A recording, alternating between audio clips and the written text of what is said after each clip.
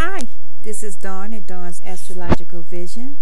Thank you for my Aquarius and Aquarius risings for returning to Dawn at Dawn's Astrological Vision, and stand by for your February forecast. The month starts off with the Sun transiting your first house, Aquarius. During the next 3 weeks, you may notice an increased vitality and greater self-confidence and willpower. There is an increased drive to achieve personal significance and authority. Ambition, positive, and dramatic modes of self-expression and personal leadership are usually associated with this drive. At this time of the year, you will be able to recharge yourself for the year to come.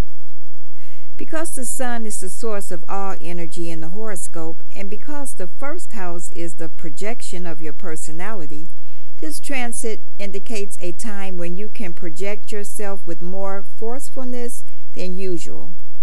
After the 18th, the Sun moves into the second house, the sign of Pisces, and you should reflect upon your values and the things that you value.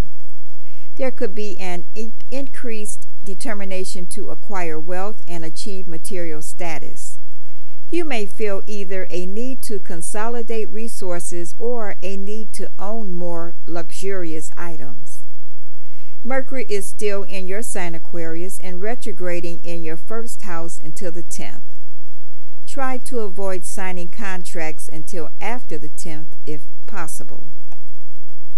Mercury goes direct after the 10th of the month, and communications, commerce, and travel plans will begin to return to normal.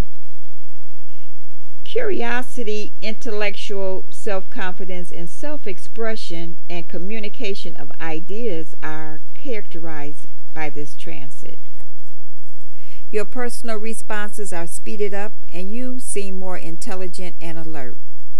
You may become more intellectually competitive during this transit. This transit is favorable for lecturing, writing, teaching, study, and correspondence. You may also become more concerned with your personal dress, diet, and hygiene. On February 1st, Venus meets up with Neptune in Pisces, and you can expect a dreamy but unrealistic love vibe that may last for the next 3 weeks.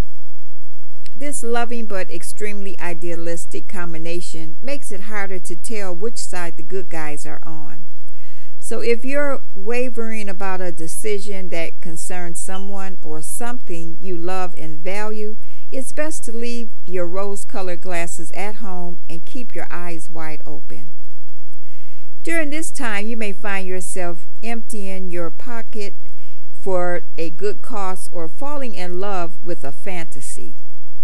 On Tuesday, February 3rd, the full moon is in the sign of Leo and tied closely with lucky Jupiter.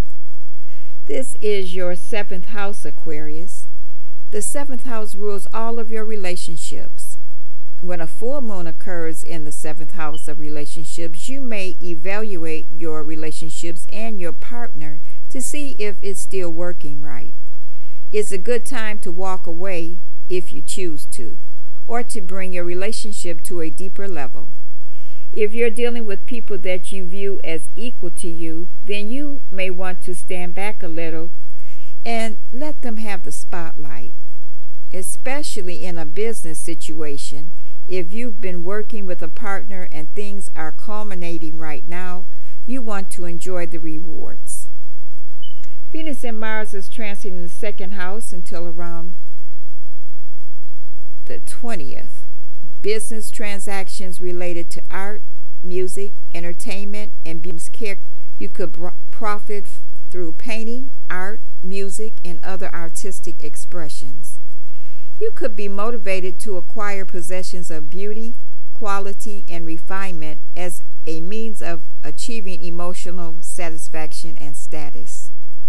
After the 10th, this could be a favorable time for dealing with banks or seeking financial support. This is also a favorable time to become involved in business partnerships of various kinds. Mars is in the second house and could cause you to feel an increased ambition to acquire money and possessions and take action to obtain them. There could be more liability of involvement in corporate business enterprises and professional and business activities. The new moon is in your sign Aquarius on the 18th. This is the second supermoon this year in your sign. The first house is the house of self, so a new moon here is a great time to make a new you. Mercury has gone direct in your first house now, and this is a good time to get a haircut, manicure, or a new outfit. Reinvention of the outer self is fruitful with this placement. Make yourself look your best, and it'll help you feel your best, increasing your stamina, confidence, and overall approach to life. Doing an internal overhaul is good now as well. How you come across and how you express yourself may be things you focus on, changing to better reflect the inner you. Your energy may be higher, which is good because you'll likely be quite busy and you may be more eager about life, especially trying new things. Being in the spotlight doesn't seem so uncomfortable now, and you may put yourself out there more or end up getting more attention for something naturally. Thursday, February 19th is the Chinese New Year, and 2015 is the year of the wood sheep. Because the sheep is lucky number 8 in the Chinese zodiac and wood is a stabilizing element, this combination signifies a year of peace and prosperity. Venus and Mars move into Aries, your third house, after the 20th, and Mars is in a lucky place for the next 6 weeks. Their short and fiery meetup is the first of 3 close meetings between Venus and Mars in 2015. If you're someone who likes it hot, this week is guaranteed to be just your cup of tea. Venus and Mars are in your third house for the remainder of the month, and you'll likely be graceful, tactful, and diplomatic in speech and communications. This is a favorable time for public relations, advertising, and professional activities.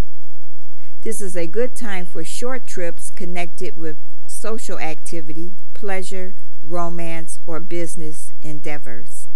That completes your February forecast, Aquarius. I hope you enjoyed Dawn at Dawn's Astrological Vision. I thank you very much for all the subscriptions, and please continue to subscribe. Have a wonderful month. Bye.